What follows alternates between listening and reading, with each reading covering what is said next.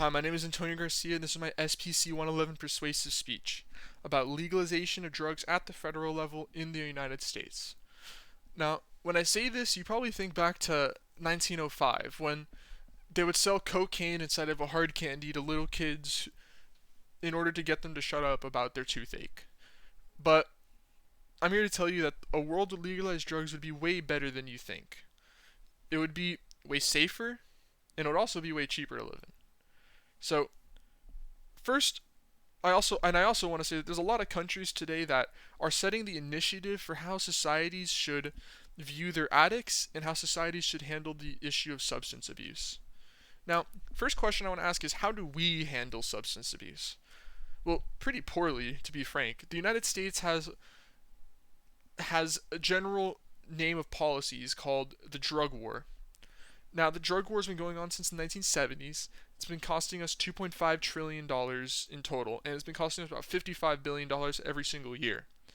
Now, compare this to other countries who have decriminalized drugs, the percentage of the budget they use on substances is negligible compared to our percentage. Because for them, like the UK, they're spending most of their money on giving clean needles to addicts or rehabilitating addicts instead of punishing them. It just costs more to rehabilitate a society than to punish it.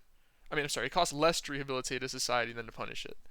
So, let's do a hypothetical here, now that we're on rehabilitation. When you decriminalize drugs, the prices of drugs will fall. Standard economics says that also means that more people will consume. So, in fact, economist Michael Grossman estimates that a 10% drop in the cocaine price would equal a 14% uptick in the cocaine usage. Now, initially, in one hand, that's a problem because you have this increased usage of illegal substances if the price drops.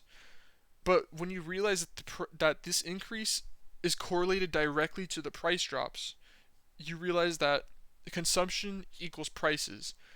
And governments can now implement a tax. And with this information, governments can implement a tax in order to keep the amount of users similar to pre-decriminalized measures.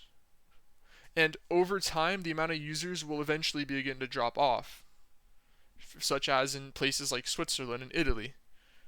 So, let's talk about the increase in people that are using drugs, because the drug trade is a booming industry. In the United States, it influences the creation of gangs and cartels which they get their drugs from. And this has contributed to a rise in incarceration in the United States ever since the 1980s. In fact, the United States has the most people behind bars out of any country in the world, and the most black people behind bars in general out of any country in the world, even though they are less than 20% of our population. Now, this is largely unnecessary. Most drug users, while they're on drugs, are non-violent. The violence, or they're really more dangerous when they don't have access to their drugs, when they're sober, when they're desperate. Now, it's estimated that if drugs were decriminalized, there would be 400,000 fewer people going to jail every single year. Over time, that would drop the amount of people in the US prison system down by almost a quarter. Now, another point I want to bring up is that minorities in minority communities are so disproportionately affected that they're going to be feeling the effects of this for generations. It's almost like they've had their demographics cut in half because now there's more people behind bars, there's less babies that could be produced, and everything like that. Now, let's compare this to countries like Portugal, who have full decriminalization of drugs. All stats across the board for countries like Portugal, Italy, Switzerland, Czech Republic, all of their overdose deaths have been down, the number of people incarcerated have been down, and diseases spread from sharing needles has gone way down because people simply do not. It's taking the risk out of doing drugs.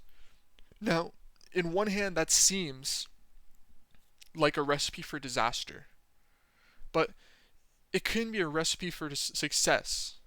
There are drugs that are more dangerous than weed that are legal today, like alcohol. And one of the main first things we have to fix is how society views drugs. Dr. Joao Gulhao said it the best when he said that the biggest effect has been to allow the stigma of drug addiction to fall. One of the biggest killers is the shame, is the loneliness, is the losing your family. That depression, that anxiety spirals you farther into your addiction. And countries like Portugal have recognized this, so they've extended an olive branch out to addicts and have given them a friend, a person to be with. I'm not saying like an actual person, but figuratively, someone who looks out for them and makes sure they're okay. And I really believe that all countries should view their citizens that way. And we're on the way for that. In fact, Oregon in 2020, first United State, first state in the United States to decriminalize drugs entirely. All drugs are going to be legal in Oregon. And this is really the experiment that we're all going to be looking at. Oregon's our experiment. Now, I'm really excited for it, and I hope that this follows for the other 49 states. And I hope you'll see in the future too why drug legalization will benefit all of us. Thank you.